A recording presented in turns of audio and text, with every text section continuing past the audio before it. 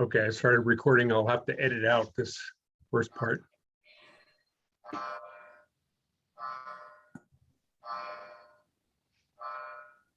Must be 10 o'clock.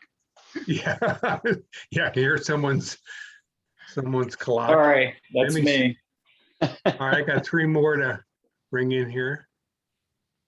I'll turn my phone off. The clock will chime again at 11. You know. How's the new office, Skip? So we aren't there yet. Okay. So the closing is October 15th. So we'll be out of here by the 31st of October. So we got a little over a month left still here. Okay. But excited about it and nervous all at the same time. Yeah. Okay, folks, we have a good attendance today. So I am going to start. Item number 1 for me is record. Hit the record button. I had to make a note to myself. But I wanted to welcome you all. If this is your first time and we haven't met before, my name is Larry Clark. I am with Equity Colorado Real Estate. I've been a realtor for 20, just going on 20 to 21 years now.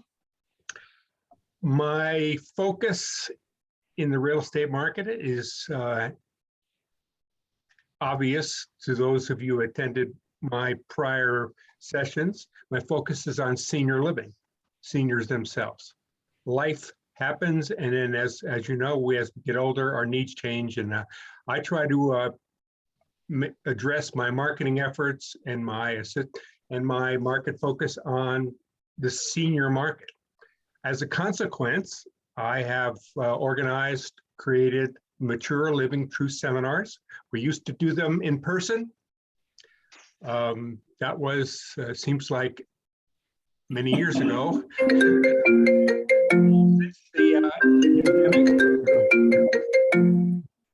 Somebody's calling. Since the pandemic, we've done them via Zoom. The ground rules are such that this is a conversation between myself and my guest. At any time you want to ask a question, you're welcome to ask a question, or there'll be a time at the end of the program in which I'll just ask the audience to bring up any thoughts or questions they have at that time. The topic today is probate. Almost every person leaves behind assets to his or her heirs. But how can a person protect those assets from unnecessary expenses after death?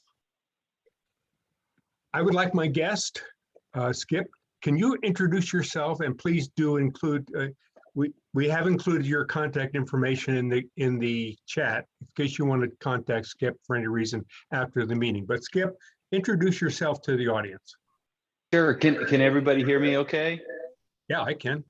All right. So my name is Skip Reynolds. My real name is Skipton. So if you see that in the chat, Skipton Reynolds, that's my real name. My friends call me Skip though, and you're welcome to call me Skip. I'm an estate and elder law attorney. I've been practicing in this area of the law for a little bit over 11 years, coming up on 10 full years having my own firm. Talking about death and dying and asset protection all day, every day. Isn't my life great, right? But so, you know, kind of my expertise is kind of how our practice breaks down is we do traditional estate planning, which many people are familiar with, but we also do probates, which includes guardianships and conservatorships while we're alive, but probate after death to transfer assets through one's estate. And then we also do elder law, which would encompass some of the guardianship and conservatorship, but also working with clients to help them qualify and go on Medicaid if they're in long-term care need. So, you know, what we're talking about today is kind of right down our alley and what we do here in my firm. And so hopefully for all of you, it will answer some questions because I think there's some perceptions about probate that are correct and some that might be not totally correct. Okay, thanks, Skip. So first question, what is probate? That's a common question because I think there's a lot of misconceptions, especially because you read things, hear things. Some of you might remember Paul Harvey, the old radio show host. And one of the things he said that resonated to me was that's the rest of the story. So, one of the stories about probate is that you have to go through probate, or if I do other things that I've avoided probate, and we'll talk more about that as we go through, but probate at kind of a 30,000 foot view is how do I take someone's name off of an asset and after they've passed away? So there's kind of two thresholds for a probate. And if you meet either one of those thresholds, you will have a probate regardless of other things going on. So if you own real estate in your name, so if I die and I have my name on my house, even if I have a mortgage, my name is on the title down at the county. And so what probate's trying to figure out is how do I take my name off now that I've passed away? So if I own real estate of any value in Colorado, now if you own property in other states, they've got their own probate rules that might be similar but slightly different than what we have. So that's one threshold. The second threshold is if you have in aggregate, meaning in total, accounts that add up to more than $70,000 that don't already have some form of a transfer on it, like a beneficiary designation. So if you've got bank accounts or other kinds of things laying out there and you add them all together, they don't have any type of transfer. If they add up to more than 70,000, you will have that probate. Okay. So I've heard that probate should be avoided at all costs. Is that true? Maybe. Great attorney answer, right? Yeah. A lot of people definitely have that feeling that no matter what, we've got to avoid probate. I've heard the rest of the story, as Paul Harvey says, about it, and we must avoid it. I'll say this about Colorado. We live in a great state to live. We live in a great state to die, as weird as that is to say, because our probate is not as bad, I'll call it, as other states. In fact, it's a relatively simple process in many, many circumstances, unless there's a big family fight. But as compared to other states, like I've got a friend who was an attorney out in California, and they were 4 or 5 months out to get an executor approved by the court in California. Here in Colorado, I've turned it around, depending on how fast the court gets to things, without ever touching the courtroom. Everything's filed electronically. I've had it turned around in 24 hours.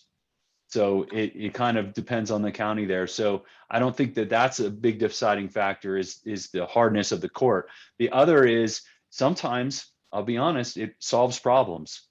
There are ways and to transfer things, in particular real estate, without going through your will. But sometimes that creates new problems that the probate can actually solve, because now at least we've got your rule book in there, and as well as who's in charge of taking care of things. So I'm not sure that probate is as bad a process as everybody thinks, at least here in Colorado. Okay. Well, how does a will work with probate? Great question, but let me answer John's question Oh, I here see. in the chat. It says, Okay. what happens if my representative doesn't file? How would the county know? Well, that's a great question. And I'm assuming, John, and correct me if I'm misinterpreting your question, is you're saying that they're going to file your will after you pass away. And what if they don't file the will after you pass away? And I'll say this. A lot of times, if we don't have a probate, the wills never get filed with the county because there's really no need to. But if there is a probate necessary, then it would get filed with the county. And a lot of times the way we find out, not necessarily the attorneys, but the family finds out that a probate's necessary is when you go to receive money from an account and they won't release it without paperwork from the court. So that kind of is what will often dictate whether we have to file something with the county or not. But back to your question, Larry, how does a will work within probate? In my opinion, it simplifies the probate greatly for a couple reasons. going back to what is probate? Probate's trying to figure out who's in charge of your estate and who gets it. Well, when you have a will, we've already dictated what those are. So we have who's going to be the executor, we call them personal representative, and then who are the beneficiaries. So it simplifies it by answering the questions that probate's trying to figure out. But a common misconception is, oh, I've got a will, I've avoided probate. And the great attorney answer is, it depends. It depends on how you've set up other things. So for example, again, if I own my house in my name and I die, I might have a will, but I still have a probate because I got to take my name off that title. But if I have a bank account or life insurance or a retirement account like an IRA or a 401k, and I'm named a beneficiary, I may have avoided that probate process by naming that beneficiary. So you may be already avoiding probate. You just didn't quite understand the interchange between your will and those beneficiary type designations. Okay. Now, what if I just had a handwritten will on a piece of paper? Or I typed it on the computer. That would even be more formal. Sure. So we'll start with the handwritten one. So technically, Colorado is one of, a couple handfuls of states that still recognize what we call holographic or handwritten wills. So in theory, if you wanted to jot it down on your napkin and say, this is my will, and go ahead and sign it and date it, in theory, it would be a valid last will and testament. But it is much easier to challenge. And what I mean by that is, who witnessed you sign it? Did you sign it all by yourself? Was somebody else standing behind you, twisting your arm, pulling your leg, making you sign it the way you did? We can't verify that because we didn't have any witnesses. We don't have a notary. So was this actually you who wrote it? Who else was around when you did it and saw you do this? What was your capacity at the time that you wrote it? You might have written something down, but if you have dementia or something else going on, what was your actual level of capacity to write that thing? And then also, does it have what I call the necessary elements of it?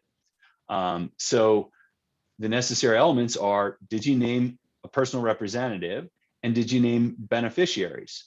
So I'll give you a real world example of what I'm talking about here. So a few years ago, I was approached by a girlfriend of someone who had passed away, and he had just jotted down some stuff on a piece of paper.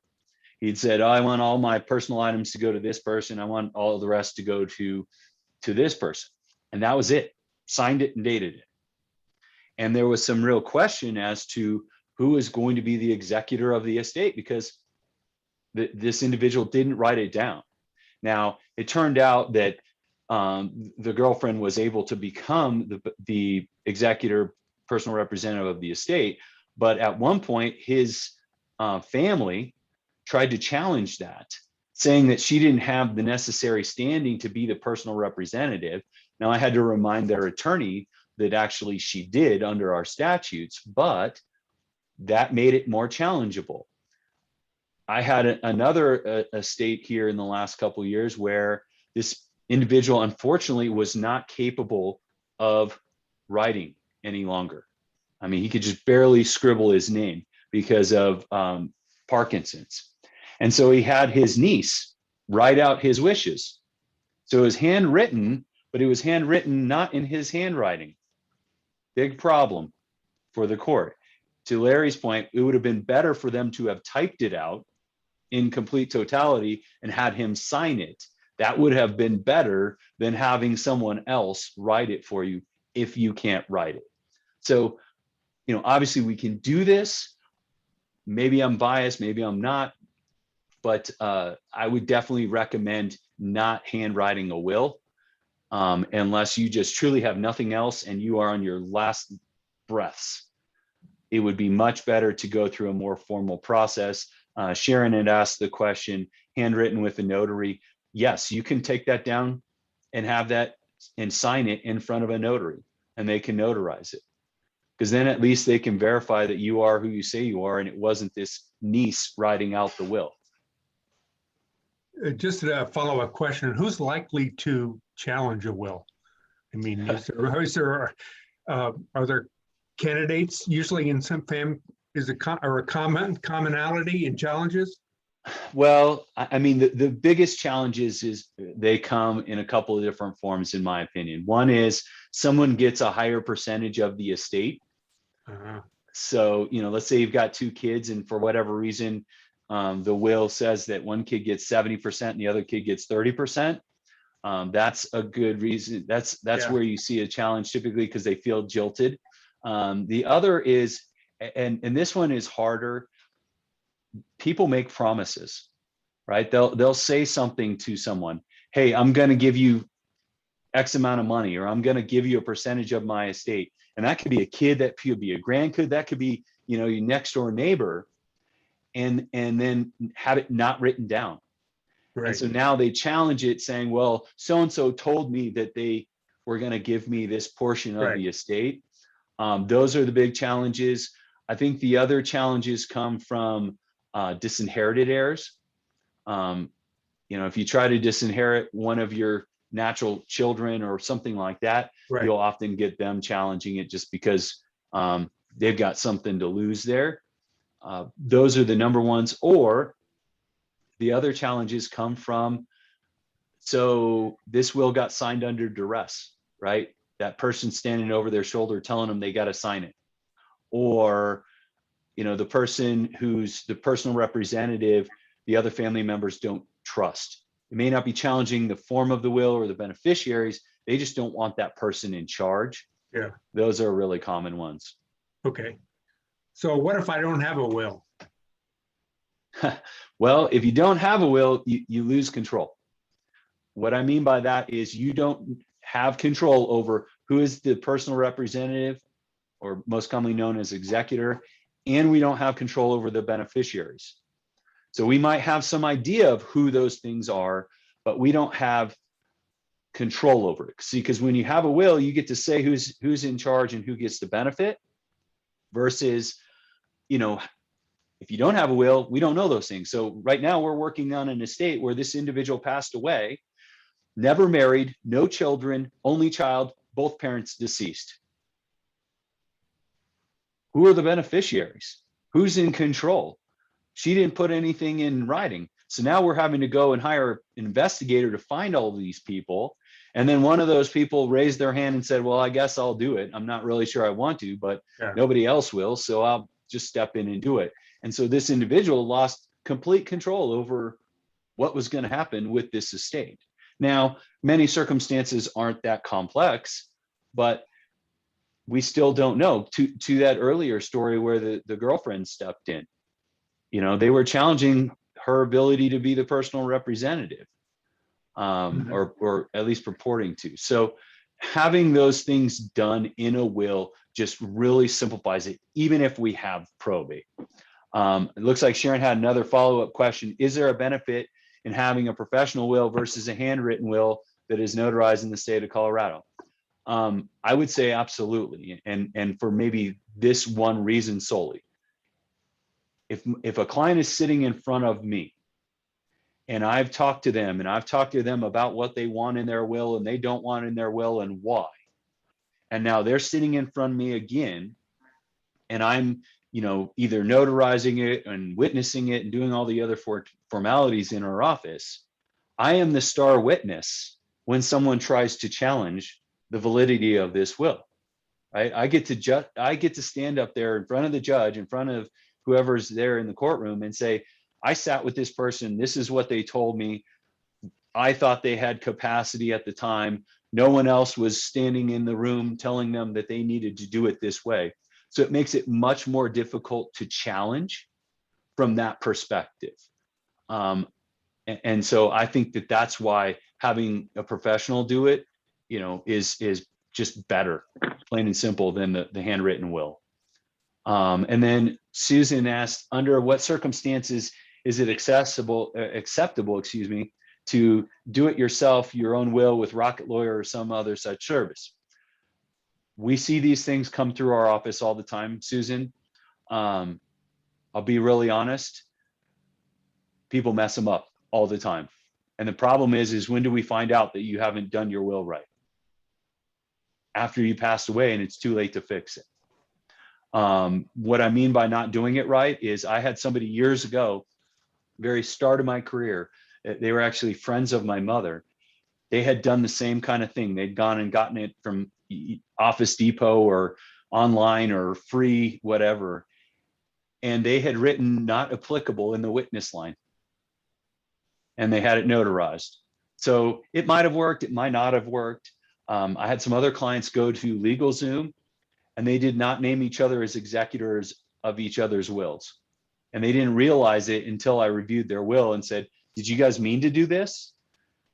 And they didn't know that they had done that. So, you know, I will say DIY is available. People don't see a lot of value in this sometimes. Obviously, I come from a jaded point of view on that, but I think that if you want your rule book to be the way you want it, it's worth your time to go and seek out professional help. I think the other thing that DIY sometimes gets missed is not just the formalities. I think part of my job is not to tell you what to do. My job is to ask you the hard questions and have you answer them so that you make sure that you have the right plan. Because I think sometimes what we think we want and what we actually want might be different if we were asked the right question. Okay. So how do we avoid the probate process? So I think there's a number of ways to avoid the probate process. I think one of the ways, and most of us are doing it, and maybe we just didn't understand how it interacts with our will, is through beneficiary designations. So, for example, you can have a beneficiary designation on a retirement account, on a bank account, it's called pay on death, on an investment account that's called transfer on death, or life insurance beneficiaries. All of those will avoid the probate process. But many people get confused in when I do seminars that I do twice a month. Often the confusion is, well, let's say I have a will that says that Larry's my beneficiary, but I have Rick as the beneficiary of my account. Who gets it? And often the answer is, well, it's Larry because my will takes control. Your will can only control that which goes through it. So if I've got Rick named as the beneficiary, Rick gets all of that account. It doesn't matter what I have in my will because it never went there. So it went from the financial institution directly to Rick, never stopping at my will. So poor Larry doesn't get what I intended him in my will. So it's important to understand that, yes, you can be avoiding probate by naming beneficiaries, but if you have rule books or other things that you want to have happen in your will, avoiding the probate might just be one step. It may actually not get you to what you wanted. But there's also a beneficiary designation that many people don't know about here in Colorado. And it's actually been around since 2005, is that we have a statute on our books that allows you to name a beneficiary on your real estate. It's something called a beneficiary deed or a transfer on death deed. And what it is it's a deed that says, when I die, Larry gets it or Rick gets it. And it's filed with the county prior to your death. Can't be filed after, it has to be filed prior. It's filed with the county. So effectively, when I die, Larry will go down to the clerk and recorder in the county in which my property is situated, file my death certificate and another form, and he will have the title to my house, whether there's a mortgage or not.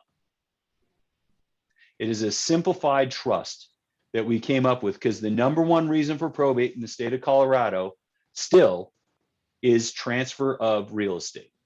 So there is this beneficiary deed out there, but let me be frank with you. As great as it sounds, there are still some issues with it.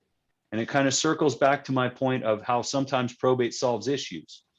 So if you have multiple beneficiaries with this beneficiary deed, the beneficiary deed works different than a beneficiary designation on an account. What I mean by that is I can go and I can take $1,000 in your account. If you got 2 beneficiaries, I can hand 500 to each beneficiary if it's 50-50, right?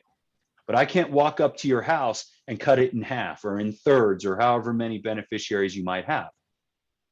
So the beneficiary deed, if you have too many, I like to call it hands in the cookie jar, can actually cause problems because they are now partners in your real estate. And how do they get along or not get along?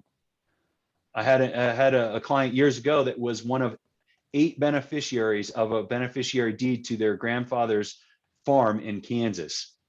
And when they were trying to sell it, there was one beneficiary who held up the whole sale because he thought it was worth $50,000 more.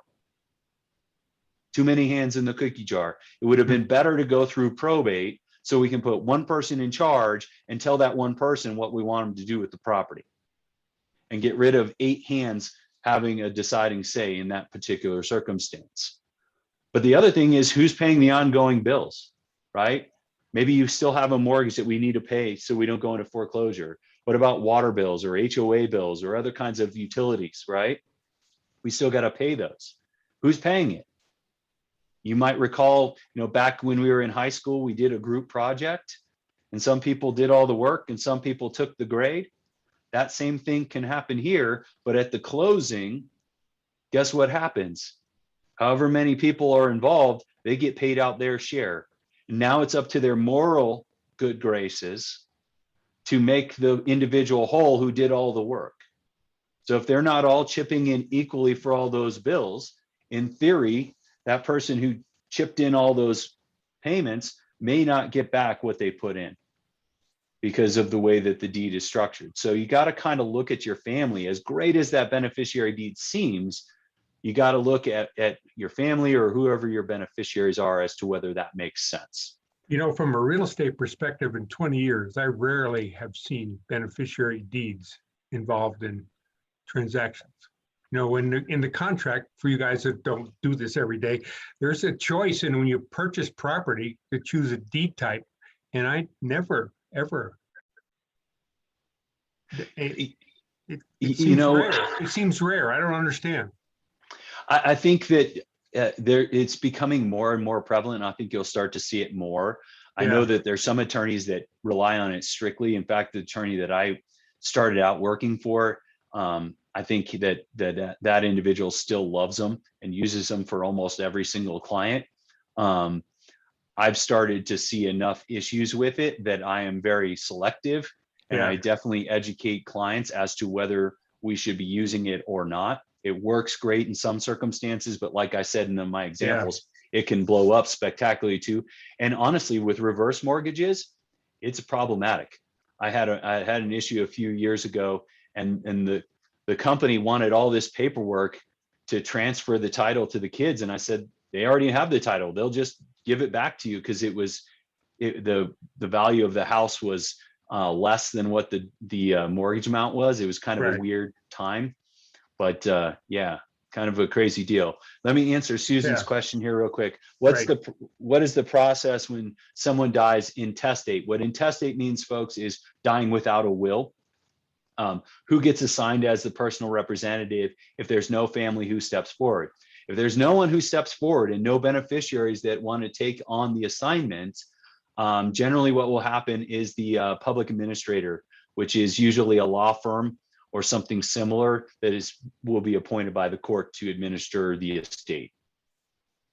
Okay. So, but that will often be prompted by the beneficiaries or by potential beneficiaries. So it depends on what county you live in and which public administrator would get appointed. But in theory, any beneficiary, even if it's not family, could step in. If they're a beneficiary, that is one of the statutory requirements for priority, is what we call it. All right, so back to avoiding probate. So we talked about beneficiaries. The other is joint ownership. Right. So if I own my house, I'm married. If I own my house joint with what we call right of survivorship with my wife, and I die, my wife owns it 100%. The only thing she needs to do is go file an affidavit of death in my death certificate, and bang, she owns it 100%. it transfers to her by operation of law. But Same for other assets as well. I mean, so bank accounts would work the bank same way, accounts, or everything. brokerage accounts would work the same way. Absolutely. But one of the mistakes that we see people make is they're wanting to avoid probate. And so what they do is they will add someone like a child as a joint owner of their property as a way of trying to avoid probate. In fact, we've got a case that I'm about to file something hopefully today on it. It's been going on really since 2013, but in the courts since 2017, where my client put the daughter on as a co-owner. And then when she went to try to sell her house, guess who had to sign off? The daughter. Right. And guess who didn't sign off? The daughter. She wanted her money for her share of the house, even though she'd never chipped 1 cent into that. And the only reason that the daughter was on there was because a friend told my client that it would behoove her to name one of her children. By the way, she's got 4 kids and only put 1 on there, as a joint owner to try to avoid probate. So she lost control of that asset because now somebody else has a say. The other is, had her daughter gotten sued, daughter's liabilities come against her property because the daughter is an owner of her property. And then under the current regulations, that daughter never lived there 1 day. So she can't claim it as her personal residence. So if we were to sell that house and the daughter did get an interest, she would owe capital gains on it because the personal residence exemption would not apply to the daughter. So many people will add their children to their house to avoid probate in a joint ownership scenario, not understanding some of these things. So while it avoids probate, you got to be kind of careful, especially if it's not your spouse there, or if it's just not your first spouse and you want something to end up to your kids, you got to be mindful there too. And then the third way, and this is how a lot of attorneys will pose it, is utilization of trusts. Because a trust is, and the example I like to use is, remember when you had a little red wagon, like a radio flyer red wagon, maybe you put toys in it or dirt or whatever you put in it, and then you could pull the handle and you could pull it down the street. A trust is like that red wagon, but instead of putting toys or dirt in it, we're putting assets like your real estate or your bank accounts or your brokerage accounts, or we're naming it as a beneficiary. So that when you are pulling that handle and you drop the handle because of death, those assets are titled in the name of an entity, not a person, which will avoid that probate process. At that 30,000-foot view, again, I've got to take my name off. Well, if I've already put it in the wagon, I've already taken care of that. So probate can be avoided with trusts. And then after you're gone, it will distribute to whoever and put in charge whomever you want, just the same as a will, but it can skip those steps of probate. So many people will do trusts just to avoid probate. That is a feature, not necessarily the sole reason to do a trust. So 3 ways again: beneficiary designations, joint ownership, and trust. Those are the easiest ways to avoid probate. Okay. Did you answer the question from Susan, who gets assigned as PR if there was no family who steps forward? I did, yeah, it would be the Okay. public administrator. Yep. Okay, good. What if I own property in another state? How can I avoid probate? So we have many clients that own property in other states. And some states, I think there's somewhere in the neighborhood of 18 to 20 states that have that similar statute for transfer of real estate that we do, but not every state has that. And so you kind of got to know and probably talk to an attorney out there as to what their rules entail. One way that I've seen is the joint ownership. Again, going back to the issues I just alluded to, there's some issues there if you own it with a child or a beneficiary. But trusts often are something that, even if you're not getting really fancy with it, they're a nice, I'll call it aggregator or receptacle for properties in multiple states, because every state has different probate rules. So for example, Colorado, we don't ever have to go in the court potentially. You don't even have to hire an attorney. But in states like Florida, you got to hire an attorney. Their fee is a percentage of the estate. California, I talked about those issues. So you kind of got to know where you own your property, and it might make sense to have one vehicle being your trust, putting everything together. So sometimes trusts are recommended if you own property in those other states, but some do have that beneficiary deed type statute. Okay. So what if I move? Well, I have probate in that state. Oh, so if you move to another state, will you have a probate in that state? Yeah. It depends. Great attorney answer, right? It depends on what you own and how you own it and what are the rules in that state. So what I mean by that is, let's say you move in with family and you don't own real estate. You might not have a probate if you have beneficiaries on all your accounts. If you go and you buy real estate, you buy it in your name, depending on the rules of that state, as it pertains to real estate and or transfer, or if you had a trust, you may still have a probate there. So you got to be mindful that if you move, that you might have to seek out legal advice as to what are the rules in the state that you would move to. All right. So let's talk about costs. How much, or say, let's talk about time first. How long does probate last? So again, great attorney answer is it depends. The shortest amount of time frame that a probate can last in Colorado is 4 months. 4 months from the death of the individual. But I'll be really honest with you, I've never seen one go quite that fast for a couple of reasons.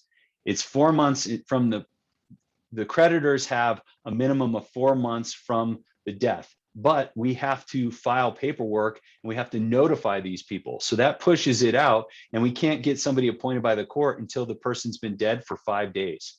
So, right there, that pushes it just a little bit beyond the 4 months. Plus, there's still other things to do.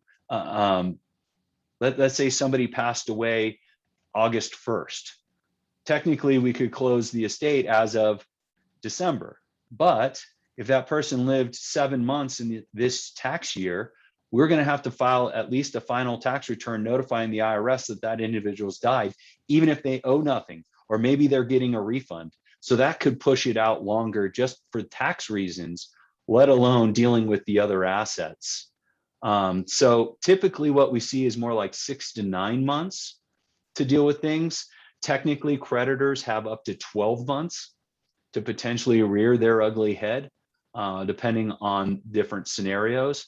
But it typically is more like 6 to 12 months, depending on when you die within the year. Debbie had asked the question, my brother died many years ago. He had a will. Do you have to close a will out? So Debbie, I'm going to assume, and feel free to chime in if I'm incorrect, I'm going to assume that you guys probated his estate and that you just never formally closed the estate. Yeah. Is that right? Yes. Okay. So technically, if you don't, in Colorado, I'll speak to Colorado. I don't know other states. Was he a Colorado resident? Yes, he was. Okay. Yes. So in Colorado, after 3 years of a probate being open, the court automatically closes it. Oh, okay. We oftentimes will still formally close it for the purposes of trying to, for sure, cut off any potential later creditor issues. But Okay. technically, the court closes it automatically after 3 years from the time in which it was opened, if it wasn't closed on purpose. Oh, thank you. Yep. Cheryl Lucas. Sorry. Yep. The phone's ringing. Yeah. How much does probate cost? Well, In it Colorado. depends on, so it depends on how you want to do it, because I think I said just a couple minutes ago, technically in Colorado, you do not have to hire an attorney to help you through a probate. So if you try to DIY it, it will be a lesser cost, because then you're only having the court filing fees right now, somewhere in the neighborhood of $200. And then you would have any of the fees associated with putting it in the newspaper and some of the other formalities. So you can keep the cost rather low. If you hire an attorney, again, we live in a great state to live, also a great state to die. So even if you came to our office and we helped with your probate, we cannot charge a percentage of the estate as our fee. So many other states don't have that same regulation. They can charge a sliding scale of a percentage of one's estate as their fee, regardless of how much work they have to actually do. We cannot do that here. We have to charge what we call a reasonable rate for the services rendered. So short way of saying that is, in theory, you or your family can shop around and find the lowest cost bidder if you choose to hire an attorney. And technically what that really means is we're charging our hourly rate. So we may charge a retainer, but we're having to pay out of that retainer just at our hourly rate. And obviously, if we don't utilize that entire retainer, we have to give it all back to the family, back to the estate. So it kind of depends. I mean, here in our office, a simple probate, we will take a $3,000 retainer that helps us pay all the court costs and other kinds of things involved on the upfront, as well as our time. If it's more complex, obviously the price goes up from there as a retainer. But again, if we don't utilize all the funds held in a retainer, we must refund that back to the estate. Okay.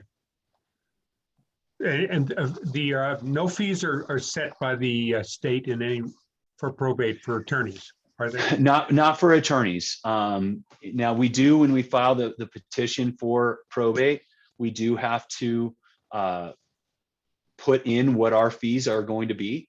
So if you were to, if the attorney was to put in something ludicrous, the court would see it, and they would probably call that out as a part of the process. So we do have to disclose what those hourly rates are that we would be charging against any retainer that we might take. Sure. Okay.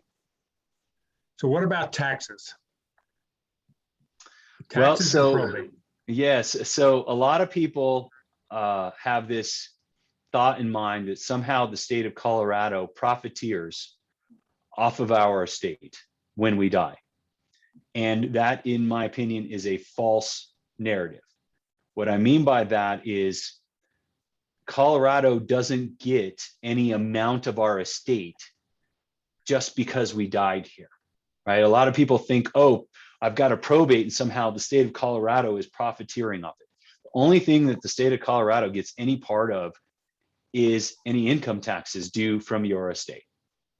And you know, all those court filing fees and so forth, that's not something I think that the state is really profiting upon.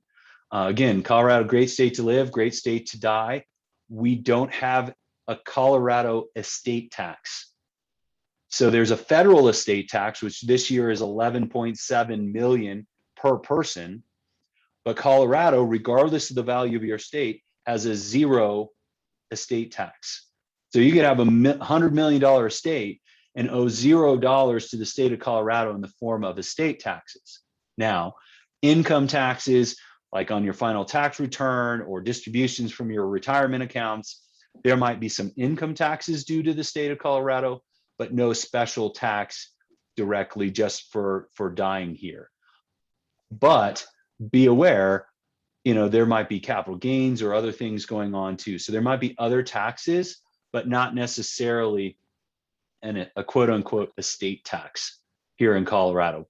Whereas if you own property in other states, be aware other states have different rules. So we had a client die a couple of years ago.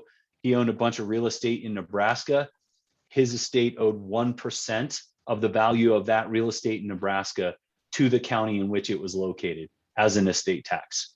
So just be aware, if you own property in other states or if you move to other states, that may not be the rules in that state.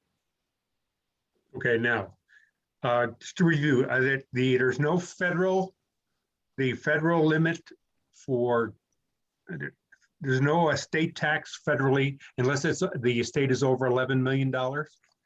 Right. This year it's 11.7 million. Now, obviously, there's a lot of chatter out there in the media and in the political circles about wanting to potentially drop that number. Yeah. I'll believe it when I see it.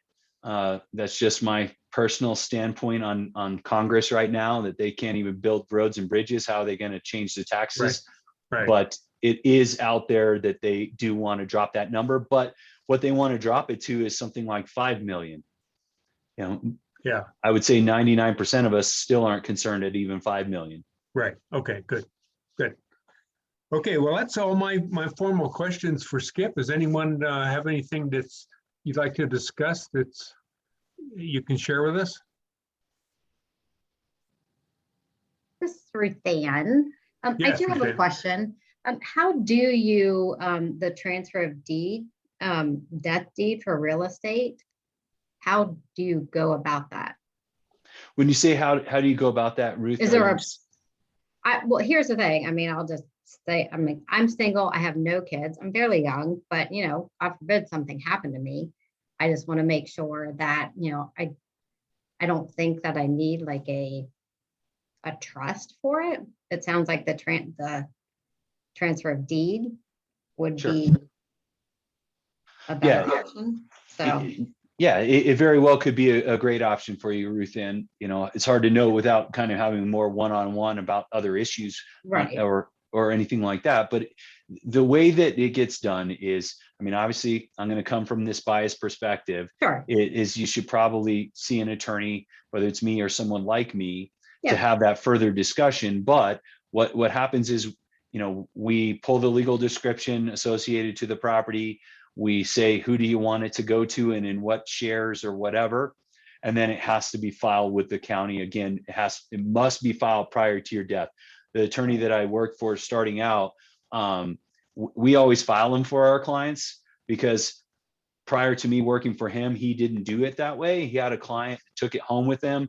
Yeah. And Sat it in the pile, never filed it, died, right. and it didn't And work. yeah, absolutely. I appreciate your answer about the potential change in the state tax law. Maybe you covered this already, and I apologize if I'm asking the question. I had some relatives in town here.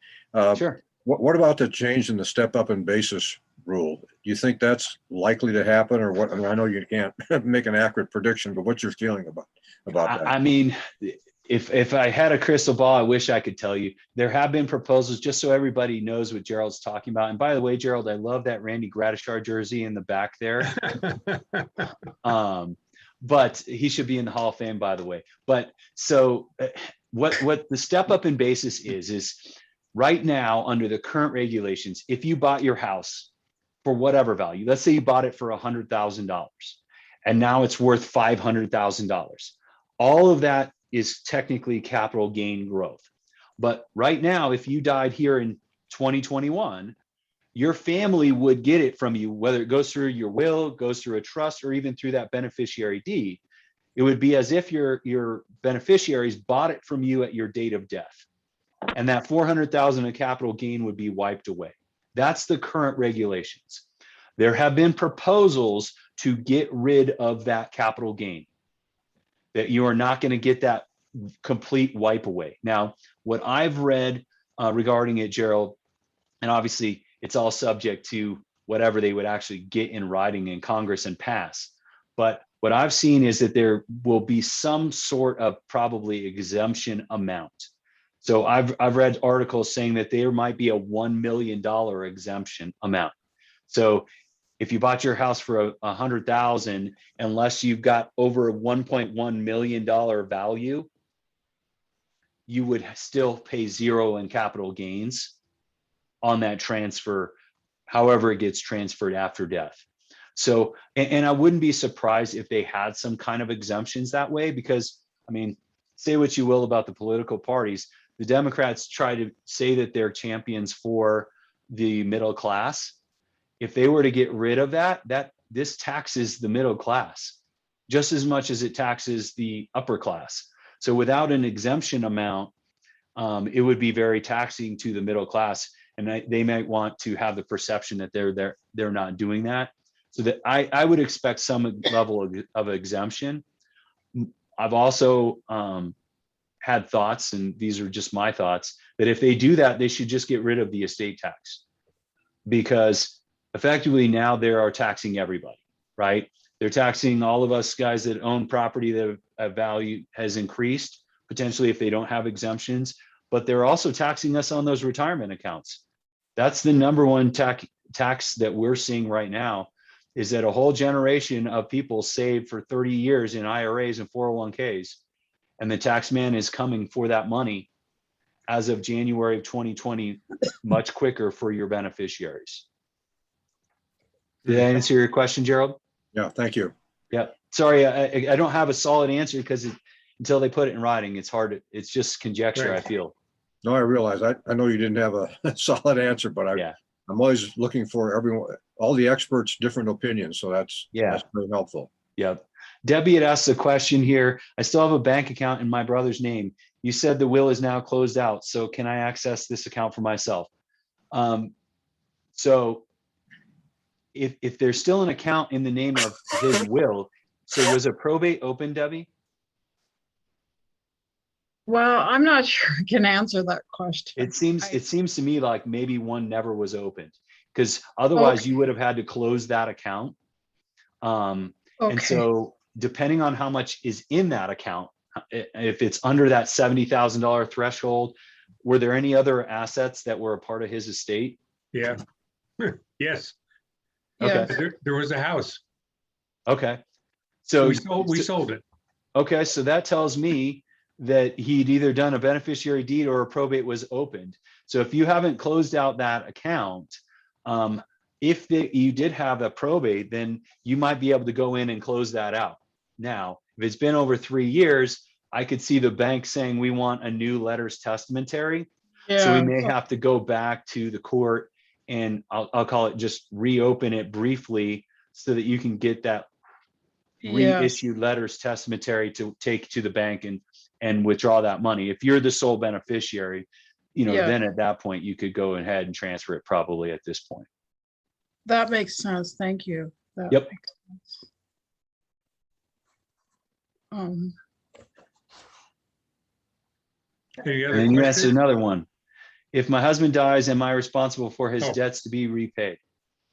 So this is a common question. Are we responsible as being spouses for our other spouses' spending habits or bad spending habits potentially? And the great attorney answer is it depends. The general answer would be no, you are not.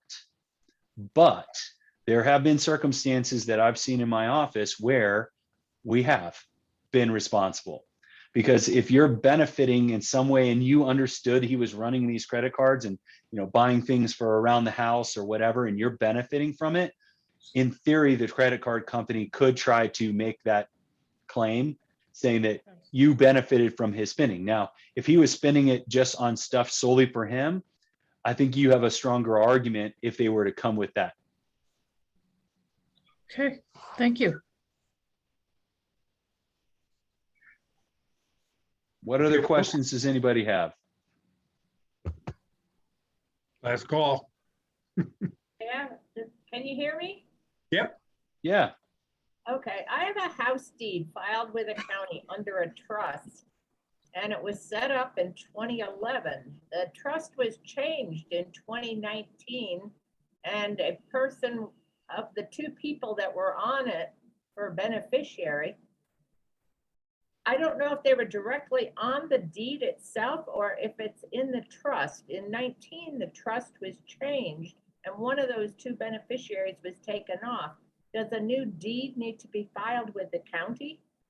So Carolyn, let me make sure I'm following you. So what I'm hearing you say is that you had a revocable trust that you set up back in 2011 and transferred your house into the name of it. And then you updated that trust here a couple of years ago to amend some of the provisions within it. Is that correct? Yes. Okay. So if that is the scenario, if the house is named in the name of your trust, by amending the trust, that is the deciding vehicle. You would likely not need to amend the deed to the trust, because the document being the trust, that would dictate who are the beneficiaries and how it's getting to them. So I would say that you would likely not have to. Now, if it was not in the trust for some reason, I would change my answer. but it seems to me like that would be the correct answer, is you don't have to do anything. I'm assuming it's in the name of the trust because any of the county taxes and documents that are sent to us on a yearly basis do say the trust on it. Yep. So it sounds like you're correct in that it is in the trust. And by amending the document, that is now the distributing vehicle in the event of your death. And so that would rule on who gets it and who's in charge. Okay, thank you. Yep. I have a question for you, Skip. Sure. When I see in public record, ownership of the house is Clark Family Trust. It tells me this family has a trust. Is the deed a beneficiary deed or is it not? So typically, if it's in the name of the trust already and Yeah. the person has not died, we did either a warranty deed or a quitclaim deed from the individual to their trust. So we put it in Right. that proverbial wagon already. Already. Whereas a beneficiary deed could be used to transfer it after death, but it would still be in Larry Clark's name. It wouldn't be in the name of the trust Oh, until you okay. died. Okay, good. Got it. All right, good. Anyone else? With that said, I want to thank you all for attending this morning. Skip Reynolds' contact information is in the chat should a question arise later, as is my number in case you want to contact me. Next month, October 7th, I believe, the subject is homeowner fraud. It should be another lively discussion about ways that thieves are coming up with to separate you from your money. So with that, thank you very much, and you all have a great day. Take care. Thank you, everybody. Thank you. Bye-bye.